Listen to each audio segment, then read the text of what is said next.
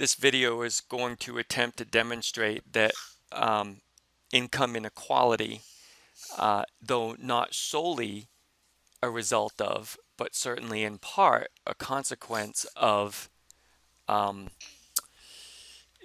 decrease in the tax rate on the rich that began when Reagan was president. So what I've done here is I've pulled summary of the latest federal income tax data from the Tax Foundation website. And what I did is I pulled this data here from not number of federal tax returns, but I pulled the data from adjusted gross income of taxpayers in various income brackets. And what I did is I pulled that data and I put it into this spreadsheet. And then in this spreadsheet, what I have here is for each year. So in this case, 1980, this is the total percent here that the top 1%, this is the top 1%'s share of the total adjusted gross income, national adjusted gross income for that year. So in 1980, the top 1% had 8.48% of the total adjusted gross income for that year, which is right here. And the bottom 50% had 17.7%. So top 1% had 8.5%, and bottom 50 had 17, almost 18% of total national adjusted gross income. So let's take a look step by step at each of the tables that you provided, Tony. So the first one we have is, hold on just a second here while I move this. All right, so the first one we have is U.S. trade balance. So we see that pretty much from 1980 until about 1998, we had some movement, a little bit of movement here, but pretty much here we had some, it was pretty much static more or less. It dipped a little bit here, got worse here, got worse again here, but we don't see any real big time movement until after 1998. So let's jump and take a look at the table from 1980 to 1998.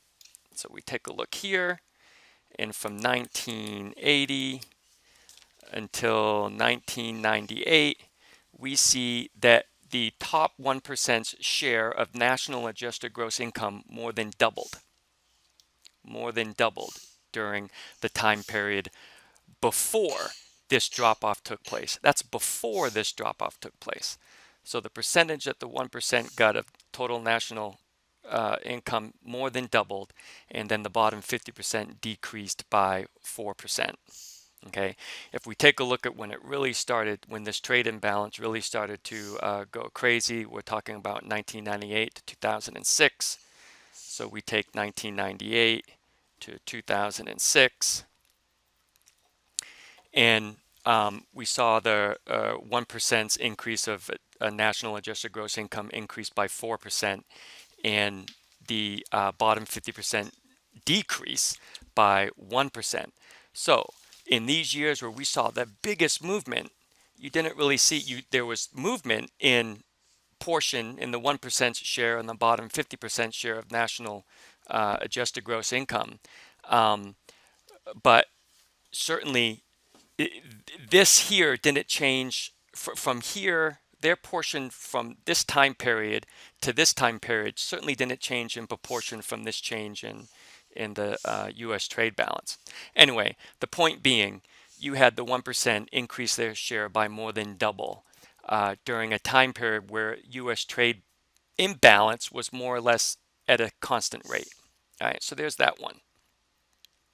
All right, next, labor force participation. So we had the highest participation, it looks like here, from 1989 until, let's just say, 2001, 1989 to 2001. So you had the highest labor force participation rate, 89 to 01. So let's go look at that, 89 to 01.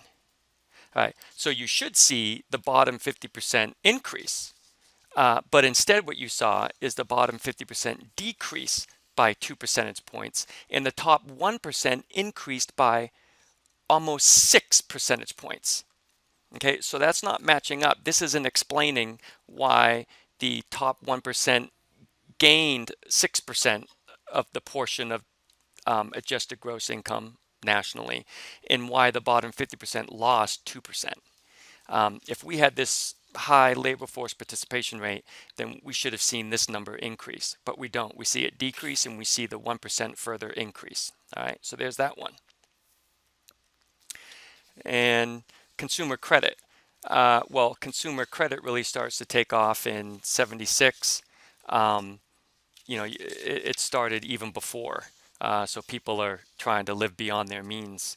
But this rate looks pretty constant. It's just year on year, it's a pretty constant rate. I don't really think that has anything to do with what's going on here. If anything, it supports this.